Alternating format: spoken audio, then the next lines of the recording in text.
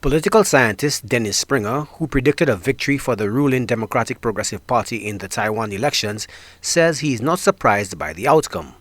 The pro-independence DPP, led by President Tsai Ing-wen, was re-elected in a landslide with over 8 million votes, crushing the China-friendly KMT at the polls. Springer says, by all accounts, as the pall of mainland China loomed large in the background, the youth vote was key.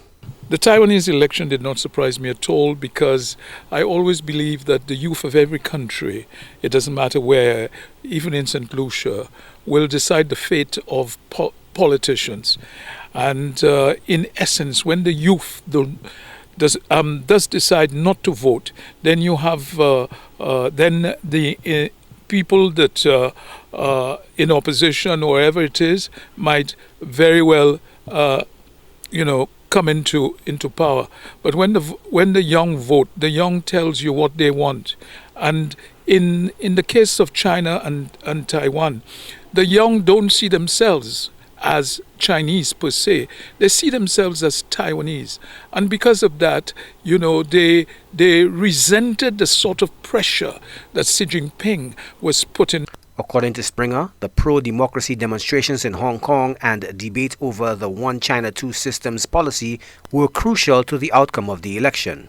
He argues maintaining freedom of speech and assembly trumped the normal pocketbook issues of most elections. Consequently, I think, thank God also for the Hong Kong debacle, that helped Tsai tremendously. And as far as I'm concerned, China has a long way to go before they can, a long way to go to try and see how they can unify China with Taiwan. So, what does the election mean for St. Lucia, especially the current administration, which is relying heavily on Taiwan to fulfill its ambitious capital works agenda? What they have promised to St. Lucia, they will continue to do so.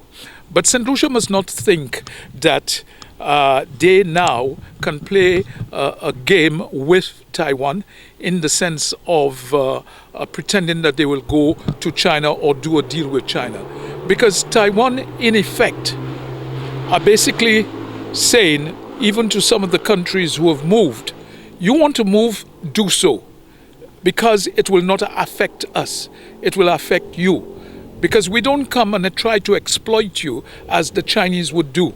And I will tell you something, you bring Chinese to St. Lucia, you would feel yourself as a second-class citizen in your own country because even the small businessman will be put out of commission very quickly. And Taiwan has the potential to develop into a really strong state on their own. They've done everything, from the time Chiang Kai-shek took over, since the 1949 to build Taiwan to what it is today. So China had nothing to do with it. Springer says on the diplomatic front, St. Lucia needs to tread carefully. He believes Taiwan will be more circumspect now that the election is over. But St. Lucia must stick to Taiwan, must not try to put pressure on Taiwan, especially where money is involved, to try and remove clauses from potential deals that have been made so that they can have their hands on money. The idea that the Overseas Engineering Corporation Company is now in St. Lucia is because Taiwan is now beginning to protect its assets, its money. And consequently, St. Lucia should, if they want to develop this country, begin to just accept. In effect, St. Lucia should be saying, let us bring in some Taiwanese contractors to St. Lucia, to try and develop this country as they have developed Taiwan. The Republic of China, Taiwan, and St. Lucia re-established diplomatic relations in 2007. The St. Lucia Labour Party, following a comprehensive review of the island's foreign policy, decided to retain ties with the longtime ally. Joachim Duplessis, HTS News Force.